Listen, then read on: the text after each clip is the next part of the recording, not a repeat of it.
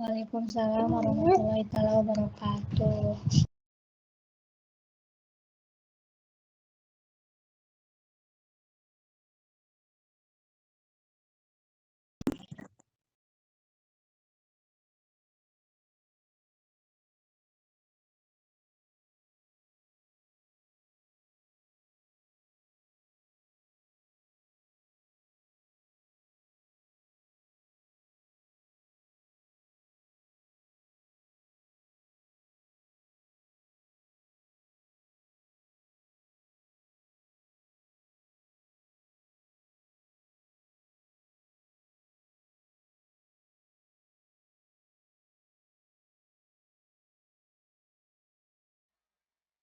Oke, baik. Sebelum kita awali web hari ini dengan bacaan bismillah bersama-sama. Bismillahirrahmanirrahim. Sudah melihat nilai praktek yang pertama ya? Sudah? Alhamdulillah, dapat nilai berapa? Dapat nilai berapa, Mbak? Apakah ada nilai yang belum memuaskan? Saya agak lupa ya nilainya mahasiswa itu berapa aja, karena kan ya saya ingatnya saya hanya menilai, tetapi saya juga tidak ingat ya nilai yang saya berikan berapa, tapi yang saya berikan itu adalah nilai yang seobjektif mungkin. Kita berangkat ke sini, ke ke ilmunya dulu ya. Saya akan membahas yang tugas pertama dulu. Jadi banyak mahasiswa yang miskonsepsinya kenapa tidak memahami apa sih yang sebenarnya diperintahkan pada tugas, jadi hanya asal menilai sejawat tapi tidak mencermati apa perintahnya. Bentar akan saya tugasnya. Jadi Mas Mbak, banyak sekali mahasiswa yang kemarin saya nilai itu tatapan mata ke siswanya itu, tatapan matanya lebih banyak ke atas, ke samping gitu ya. Itu sebenarnya yang perlu diperbaiki dalam mengajar, karena ketika kita ngajar tapi tatapannya tidak menatap siswa, itu body language-nya, bahasa tubuh yang kita berikan kepada mereka itu kurang kena. Kenapa? Karena seolah-olah kita ngomong sendiri tanpa mengajak mereka secara emosional. Jadi tolong di tugas berapapun di mata kuliah ini, tatapan matanya ke kamera ya. Kan saya tidak mewajibkan ada siswanya, ya tidak harus ada siswanya, tetapi mahasiswa harus paham bahwa ketika mengajar tatapan matanya ke kamera. Kamera itu istilahnya kayak siswanya ya. Jadi harus benar-benar menatap bagaimana anak-anak pelajaran hari ini. Ada yang masih ingat tentang materi kemarin, itu kan lebih enak ya, karena banyak sekali mahasiswa yang ketika mengajar bertanya tapi gurunya itu yang bersangkutan lihat ke atas. Jadi kayak kelihatan mikirnya gitu ya.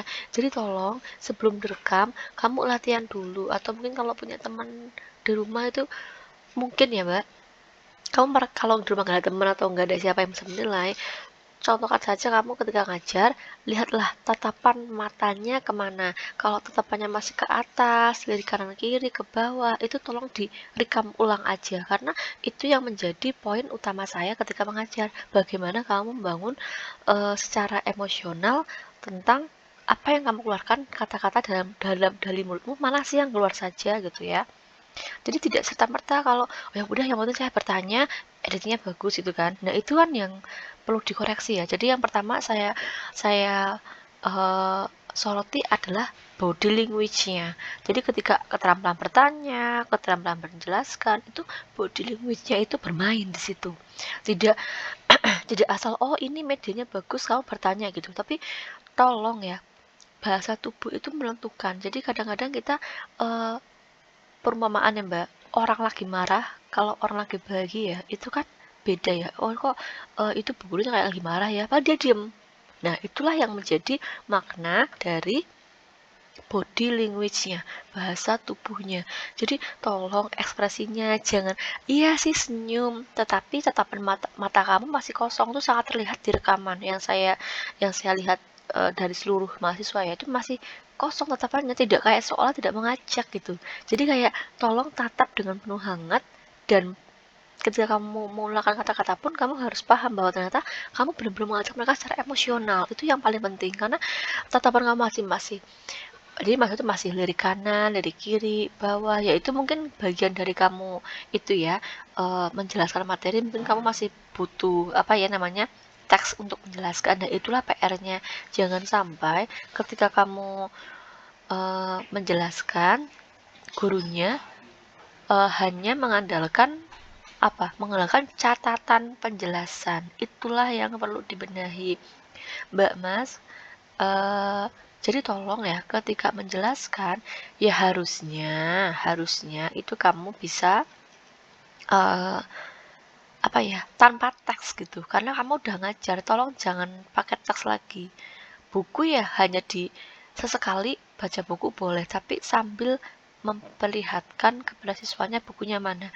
Anak-anak di buku halaman sekian, kamu sampaikan halaman sekian gitu ya, atau mungkin anak-anak di buku halaman sekian begini. Nah, kamu boleh kayak gitu. Tapi kalau kamu baca buku kayak gini, Mbak, ketika menjelaskan itu sangat nyun sewu, performanya kurang bagus dan sangat tidak bagus, karena loh, gurunya aja menjelaskannya masih pakai buku kok. Bagaimana siswanya percaya? Nah, padahal guru itu dipercaya sebagai yang maha tahu di kelas ya. Jadi yang paling tahu materinya apa, larinya kemana, aktivitasnya apa, itulah yang paling yang paling menentukan. Kan siswanya juga merasa gurunya kan banyak tahu ya, tapi tiba-tiba kalau gurunya tetap gurunya tetap membaca teks saat menjelaskan jadi kurang percaya. Ini saja nih gurunya paham gak sih materinya gitu. Itu ya poinnya ya. Jadi ada body language, tatapan mata, dan saat kamu menjelaskan muka wajah kamu mau kemana arahnya. Oke, sampai di sini ada yang mau bertanya tidak? Kalau ada. Kalau tidak. Tolong dong salah satu menjawab, Bu Bening. Ada yang bertanya tidak sampai penjelasan hari ini, penjelasan yang barusan? Boleh bertanya, silahkan Mbak, Mas. Sepertinya cukup, Bu. Oke, Kalau dari saya. ya cukup jelas ya Mbak Safira, makasih. Nanti kalau di bagian akhir tolong on kamera ya, berdokumentasi ya. Ya, Mbak ya. Ada yang on ya, oke. Sekarang off kamera nggak apa-apa Mbak. Nanti kalau memang mau on ya, nanti pas akhir nggak apa-apa. Oke.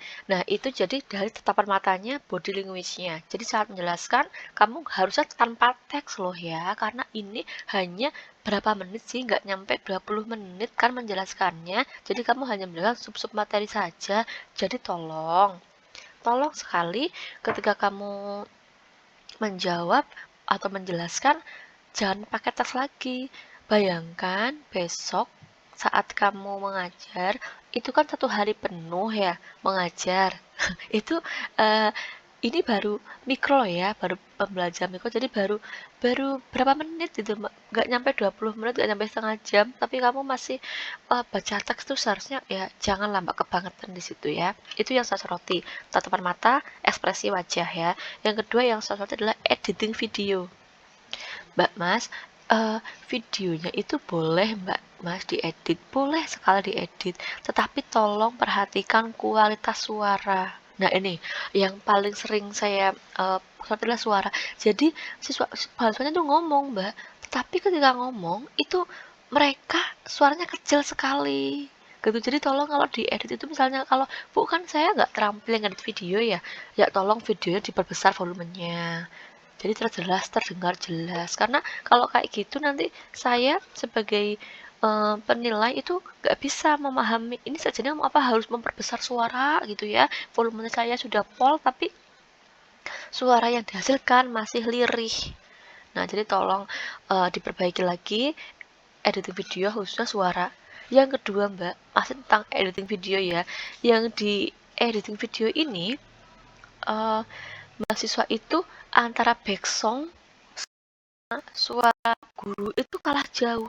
Jadi malah suara backsoundnya sangat keras gitu ya, sound efeknya sangat keras, tapi suara gurunya kok kalah ya? Nah, ini yang perlu diperhatikan ya. Jadi tolong jangan sampai suara sound effect atau backsound yang diberikan di video itu kalah dengan suara guru. Suara guru harus lebih gede gitu kan. Boleh pakai suara, misalkan Bu kan saya pengen suara yang kencang, boleh. Tapi ketika guru menjelaskan, ketika masuk ke video inti, seharusnya mahasiswanya mengeraskan suara, gurunya mengecilkan suara sound effect-nya ya. Lebih bagus lagi kalau video editingnya ketika guru menjelaskan ada transkrip naskahnya, ada perumpamaannya. Jadi anak-anak, fotosintesis adalah apa? Nah, kamu mungkin bisa menambahkan di sebelahnya ada gambar fotosintesis, sebelahnya lagi ada penjelasan apa itu fotosintesis. Jadi itu lebih enak. Nah, tapi kan saya juga nggak menuntut kamu terampil editing video seperti itu ya. Yang saya tuntut adalah bagaimana esensi atau kegiatan inti atau keterampilan mengajar yang dihasilkan di video itu. Tapi kalau memang bisa, ya seharusnya bisa dimaksimalkan ya. Apalagi kalau mata kuliah berpraktek itu ada nilai minimalnya ya. Setahu saya ada 75 minimal.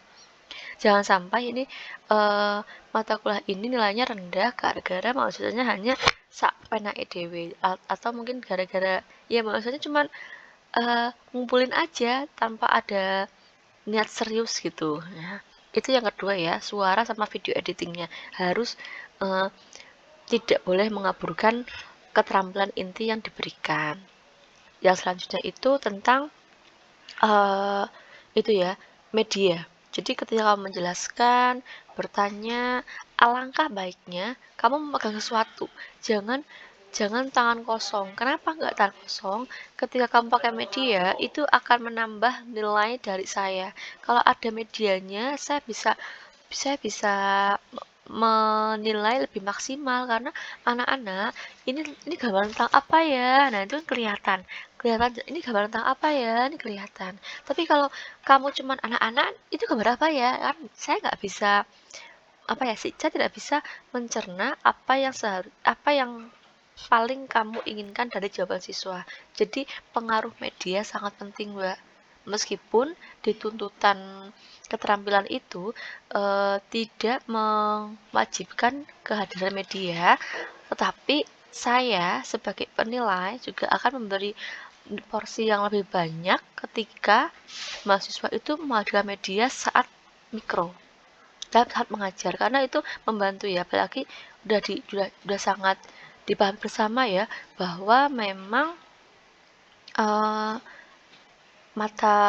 keterampilan mengajar ini di siswa SD kan masih berada pada tahap operasional konkret. Jadi memandang sesuatu itu yang konkret.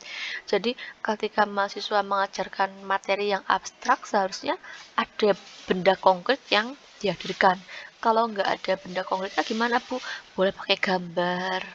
Kan mahasiswa itu juga boleh loh merekam keterampilan mengajarnya pakai Zoom. Kan sudah diberikan tutorialnya bagaimana cara merekam video mengajar, kan boleh pakai Zoom, apalagi pakai Zoom Mbak, lebih bervariasi lagi, bisa share screen kan, nah itu bisa menjadi media yang Anda hadirkan pada mata kuliah ini. Jadi ketika anak-anak hari ini kita belajar tentang fotosintesis, nah kamu bisa share screen tentang PPT tentang fotosintesis, justru lebih bagus lagi kalau di media kamu mungkin dikasih apa subscription-nya pakai video singkat, ini apa gambar ini video apa ya anak-anak, itu boleh. Jadi itu ya yang saya harapkan di tugas selanjutnya itu mahasiswa ada media yang ditampilkan meskipun nggak wajib tapi biar totalitas ya kelas Bu Bening ya.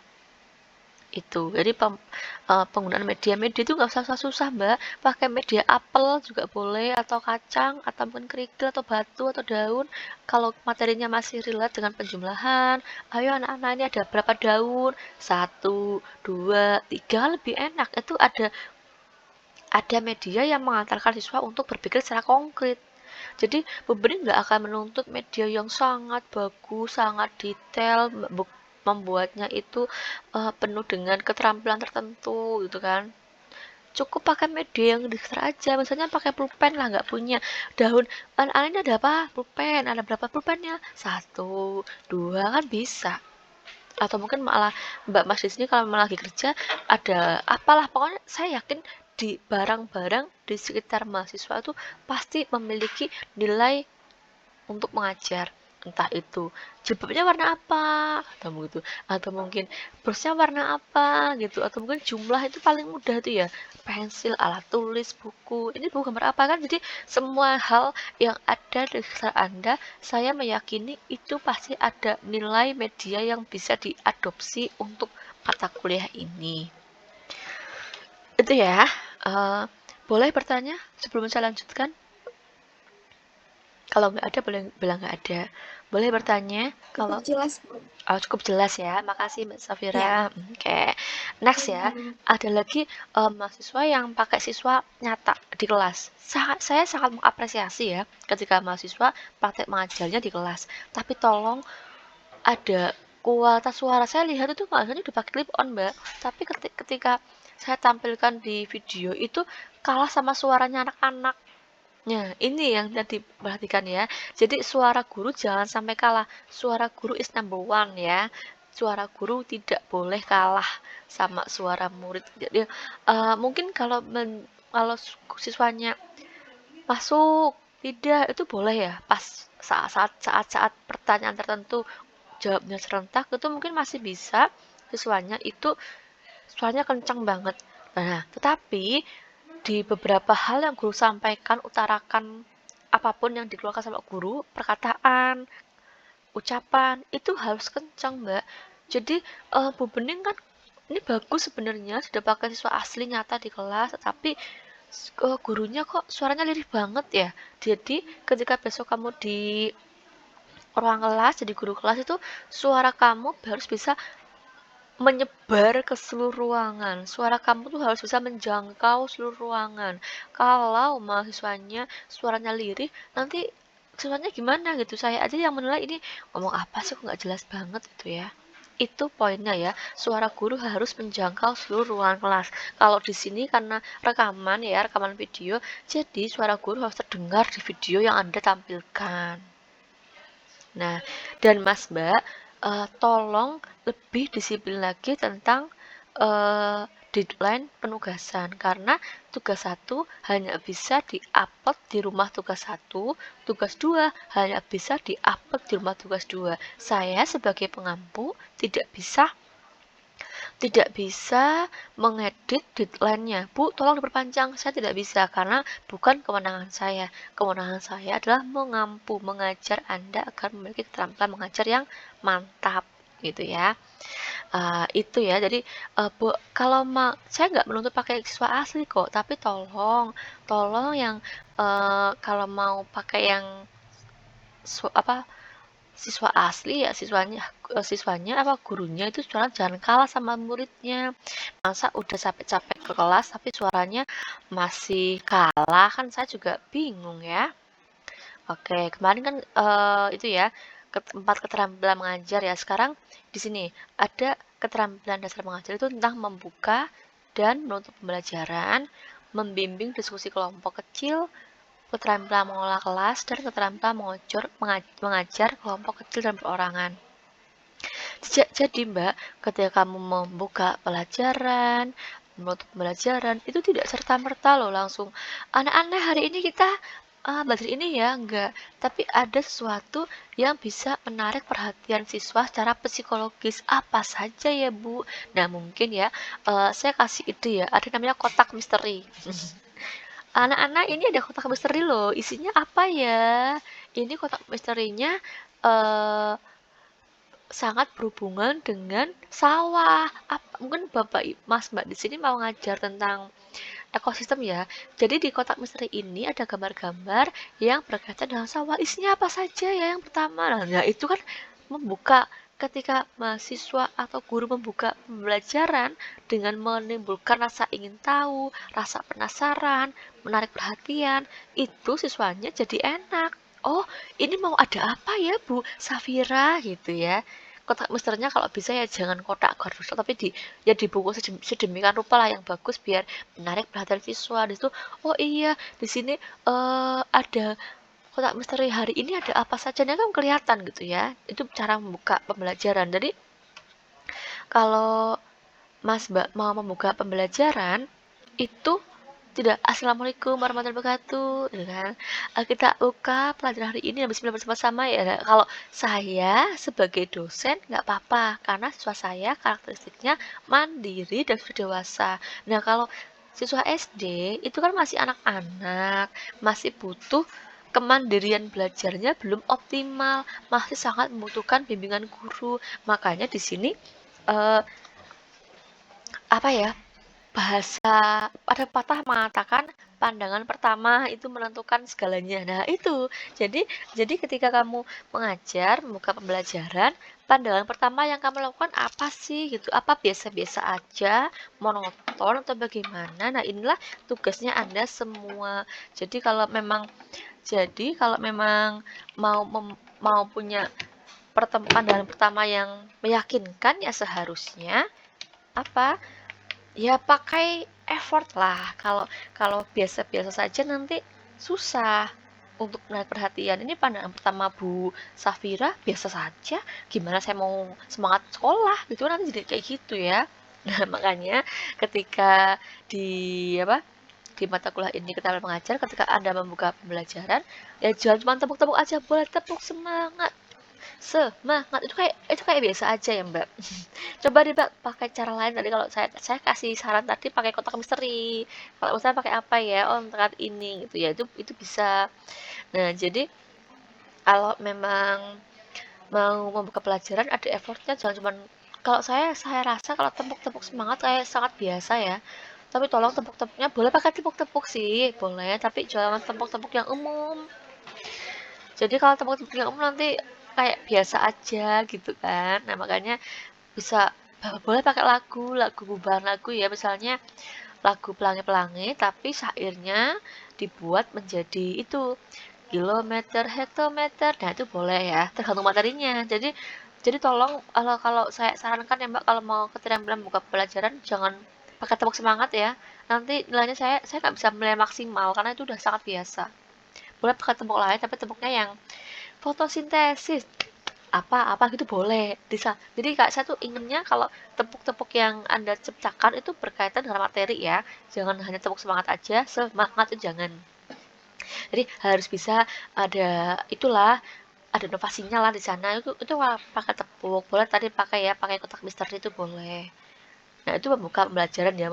Jadi pandangan pertama menentukan segalanya kalau kalau belajar. Tapi kalau di real life ya nggak gitu ya. Jadi ini jangan samakan dengan real life. Jadi pepatah itu hanya berlaku untuk pembelajaran mikro ya. Oke, ada salah keterampilan menutup kembali. Gimana ya Bu caranya menutup gitu kan? Nah, jadi Mas Mbak, kalau menutup pembelajaran ya anak-anak kita akhiri ya pelajaran hari ini jangan gitu aja. Tapi ada tadi kalau memang mau menutup pembelajaran dengan bermakna, mungkin bisa bisa pakai kuis. Ayo siapa yang di sini bisa menjawab pertanyaan Bu Safira? Nanti saya kasih hadiah, kasih bintang itu boleh. Itu lebih enak. Atau mungkin boleh pulang duluan, itu lebih termotivasi ya. Tapi yang paling penting ketika kalian itu mau menutup pembelajaran, yang paling jelas adalah meninjau kembali penguasaan inti. Jadi inti dalam pelajaran hari ini, kamu belajar apa? Bisa nggak? Gitu. Atau mungkin ini Mbak, kalau menutup pelajaran ya, kalau membuat ringkasan kan sangat sulit ya. Coba kita eh, bersama-sama ya membuat peta konsep. Oh, jadi di awal proses itu awal dari mana, kemana itu mungkin bisa ya. Nah, jadi biar apa? Ya karena kalau nutup pembelajaran jangan asal ya sudah karena nih waktunya sudah habis saya tutup ya.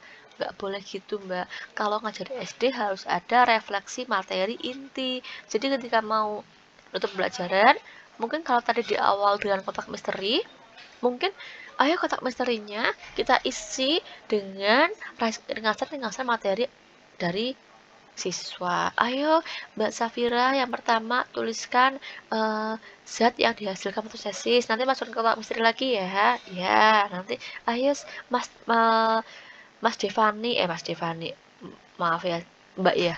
Mari Mbak Devani kembalikan ingatannya satu kata tentang materi hari ini tentang apa saja. Oh, ada 2. Oh, masukkan kotak misteri lagi. Nah, kotak misteri ini yang kita akan buka lagi besok di minggu depan untuk ketika mau buka pelajaran lagi, kita kotak misterinya bisa dipakai untuk refleksi materi sebelumnya gitu ya. Jadi kalau boleh pakai menutup, pakai tepuk tari juga boleh, tapi yang paling jelas ketika Anda menutup pembelajaran, Anda tidak boleh lupa dengan penguasaan materi inti, karena itulah intinya. Apa sih yang diberikan guru? Jangan-jangan siswanya belum pada jelas, belum pada paham. Itu nanti akan ada namanya pengayaan, ada namanya remedi. Nah, mungkin guru harusnya bisa ya dalam satu pertemuan itu bisa menentukan siswa mana yang tingkat pemahamannya tinggi, sedang, sama rendah. Jadi ketika menutup pembelajaran, siswanya itu pahamnya seperti apa? Ya paham apa yang dilakukan. Kalau memang ini belum bisa perjumlahan bercampur, operasi hitung bercampur, ya berarti soal untuk siswa yang bersangkutan ya harus seperti itu biar mampu mengoptimalkan pemahamannya. Itu ya, ketika menutup pembelajaran. Oke, kemudian kalau membimbing diskusi kelompok kecil. Nah, jadi ketika gurunya itu membimbing, tapi jangan mendominasi ya.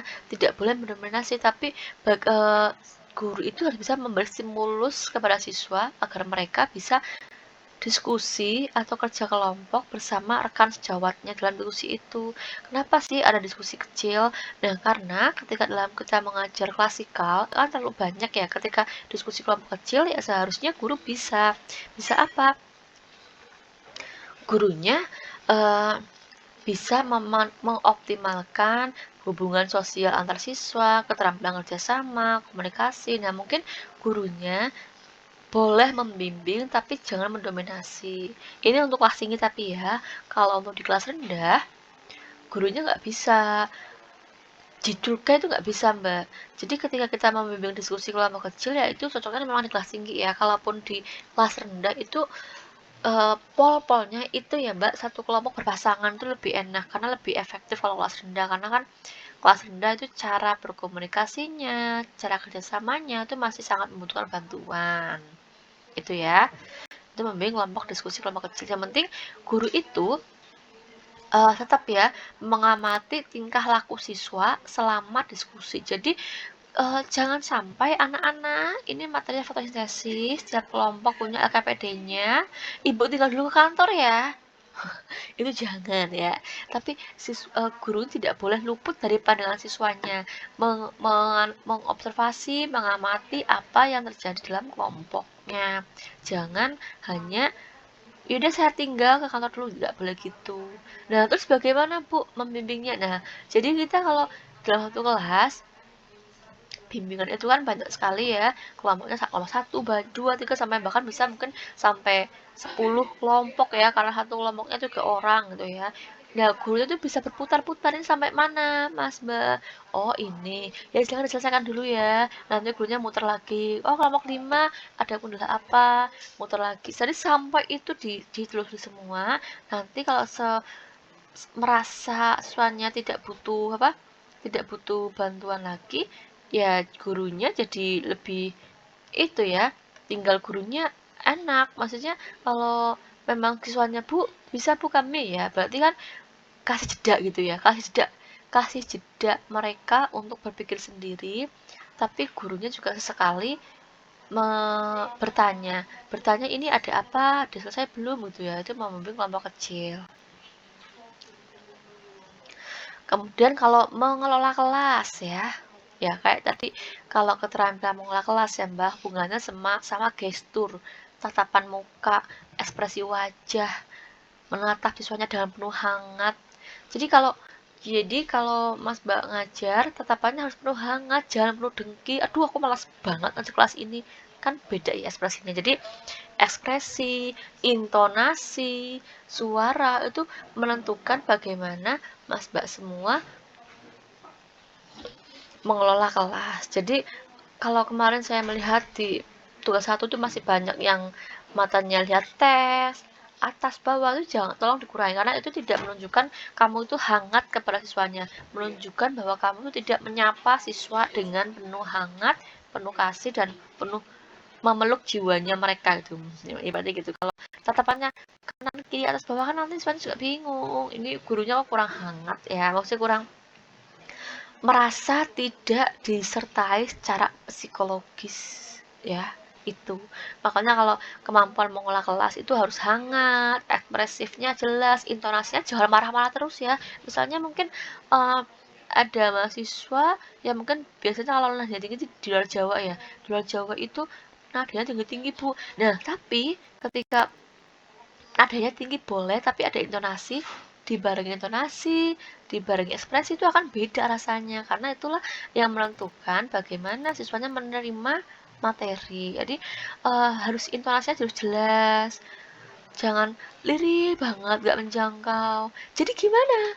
Gak bisa, belum bisa, itu kan apa ya, jangan sampai gurunya tersambul ya. Oh, kamu tidak bisa ngajar ini, apa tidak bisa menyelesaikan soal ini, nggak boleh gitu. Oh, jadi adik-adik di sini belum paham yang ini ya. Oke, mari saya tunjukkan. Itu kan beda rasanya. Ekspresi yang diberikan, intonasi yang diberikan itu akan pasti akan sangat berbeda. Itu ya, yang keterampilan mengolah kelas. Nah, ini tadi ya, saya keterampilan mengajar kelompok kecil dan perorangan. Oh ya, tadi kalau keterampilan mengolah kelas ya, Mbak, guru harus bisa bervariasi. Ya, jangan ceramah terus ya. Diselingilah tanya jawab, diselingilah apa gitu ya. Karena itu kalau mengolah kelas, kayak gurunya ngomong terus di depan kelas, ya nanti siswa juga bosen. Jadi mungkin kasih mereka kesempatan. Kesempatan untuk apa ya? Kesempatan untuk apa? Kesempatan untuk itu, Mbak. Untuk ayo sekarang nomor 1 seperti ini ya. Coba dikerjakan, Mas Mas Bagas atau Mbak Resi, tolong dikerjakan. Itu kan memberi apa namanya? Memberi kesempatan bagi mereka. Jadi tidak serta-merta gurunya langsung ya udahlah orang kayak gini ya ngapain gitu, nggak boleh gitu ya. Jadi tidak boleh diskriminatif ya. Bentar izin saya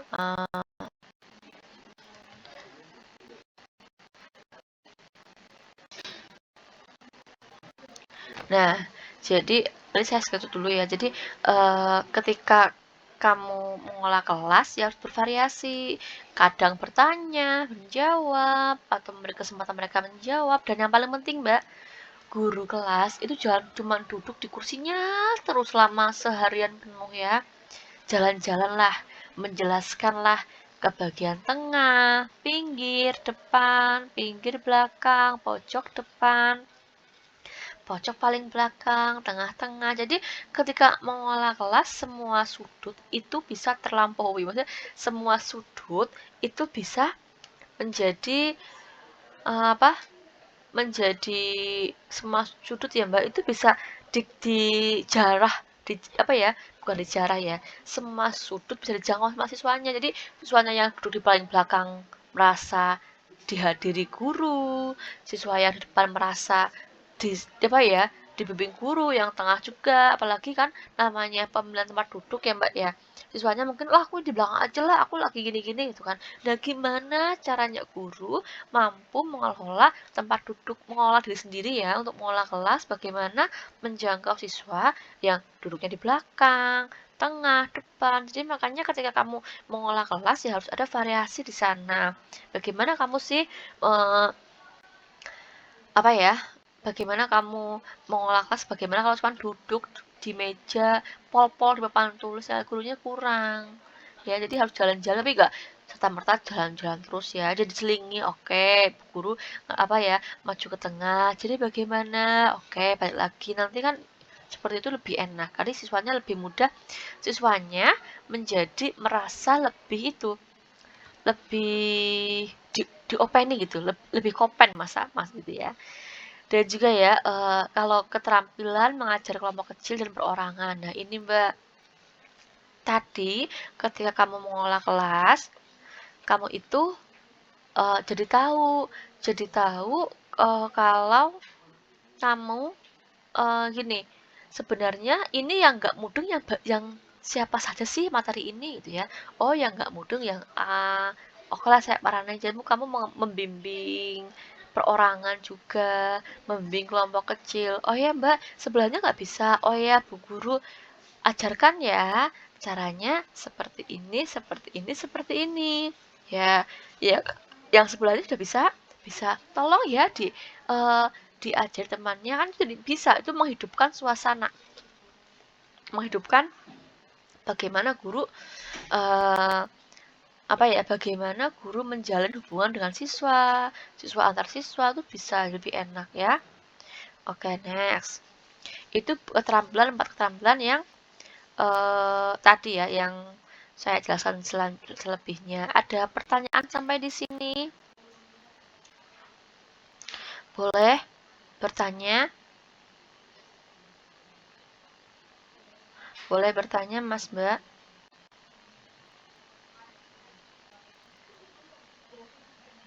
Apakah sudah jelas?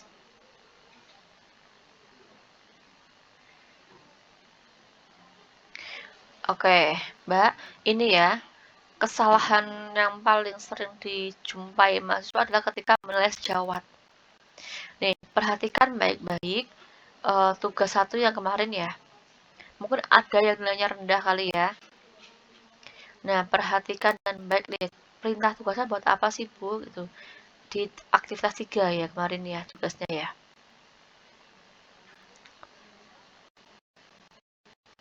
Nah, ini Mbak, di tugas 1A itu kan keterampilan dasar mengajar. Mahasiswa memilih 2 keterampilan dari 4 keterampilan. Oke. Nah, kalau yang form tugas 1B adalah penilaian sejawat. Jadi Anda memberikan penilaian terhadap 2 orang teman sejawat kalian. Nah, ini ya perhatikan baik-baik. Kalian memberikan penilaian terhadap 2 orang teman sejawat kalian. 2 orang teman sejawat ya. Berarti kamu menilai 2 orang mahasiswa yang berbeda. Di kelasnya saya ada grupnya, silahkan dikondisikan, dikonfirmasi, Mbak saya nilai punya kamu ya, atau Mbak saya nilai punya kamu ya, itu dikonfirmasi seperti itu. Agar apa Mbak? Banyak mahasiswa yang hanya menilai satu mahasiswa tok ya, padahal perintahnya jelas-jelas 2 orang teman sejawat ya, nanti disesuaikan sama formnya gitu. Ada yang bertanya lagi? Silahkan.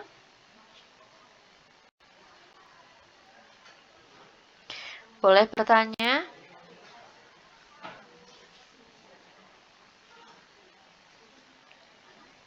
Ya Ibu, saya Safira Melia Putri izin bertanya Bu. Silahkan. Kan itu penilaian sejawat ya Bu. Kalau kita bisa link YouTube di grup itu bisa nggak sih Bu? Jadi kita tidak harus menjapri mahasiswa tersebut gitu. Jadi kita bisa pilih random. Oh, terima kasih Itu bisa Mbak. nggak? Iya, terima kasih. Bisa banget. Harus inisiatif ya. List. Nah, nanti langsung saya itu ya, di list aja di grup ya. Jadi milih mana gitu. Saya kan nggak harus berpasang-pasangan ya Mbak. Karena apa? Pengalaman saya kemarin Mbak. Saya Mbak Safira udah janjian sama Mbak Resi saling menilai. Ternyata Mbak Safira udah upload videonya, Mbak Resi belum kan Mbak Safira kayak nunggu-nunggu gitu ya. Nah, makanya saya bebaskan mau menilai yang mana gitu. Nanti di next tugas itu langsung ya, langsung di list keterampilan mengajar 1 Safira, mana YouTube-nya, 2 dan sebagainya gitu ya. Oke, Baik, Ibu. sangat bisa Mbak. Oke, boleh bertanya lagi? Silakan.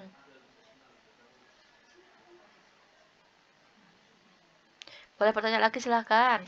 Di tugas 2 sudah tahu apa belum? Tugasnya suruh ngapain?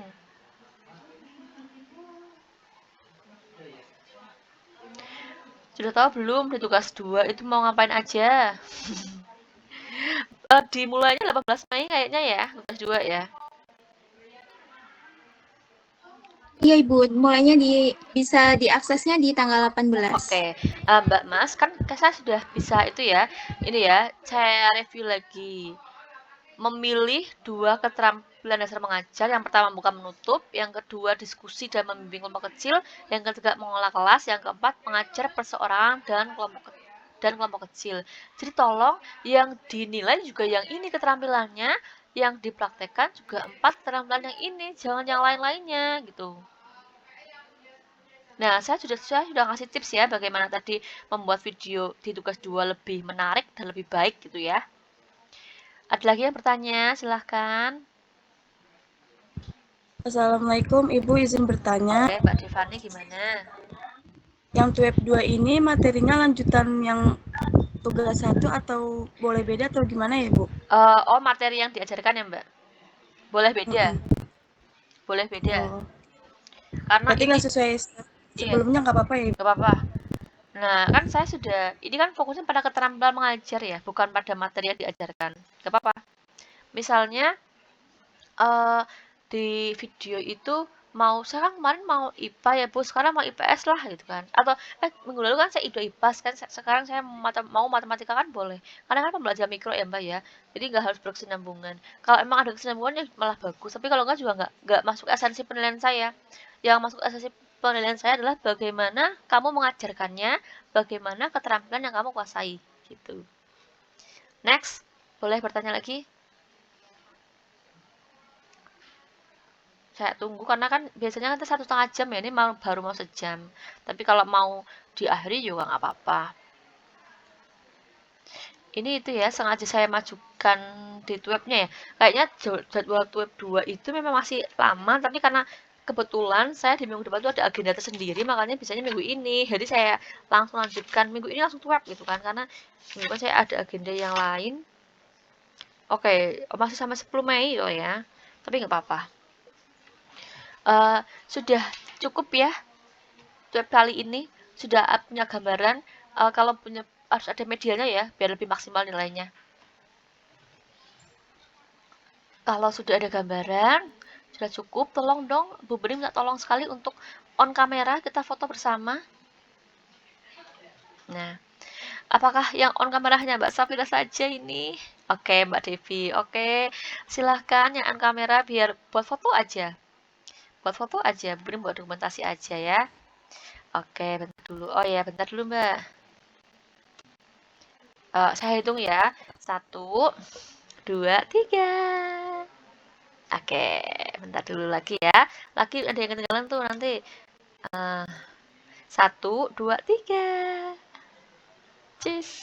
Oke, terima kasih Mbak-mbak yang di sini yang sudah mengikuti web 2 bersama Bu Bening. Semoga web 2 ini bisa mencerahkan Anda dalam mengajar ya. Dan saya harap ini lebih baik dibandingkan minggu lalu. Biasanya kita kan maksimal 1,5 jam ya. Kalau saya akhiri sekarang ikhlas ya Mbak. Ikhlas Bu. Ya oke, nanti kalau memang masih bertanya silakan tanya di grup aja ya. Semangat mahasiswaku. Kita ketemu lagi di 23 ya. Dadah. Assalamualaikum warahmatullahi wabarakatuh. Ibu, dadah Ibu. Terima kasih Bu. Oke. Assalamualaikum warahmatullahi wabarakatuh. Salam. Boleh keluar.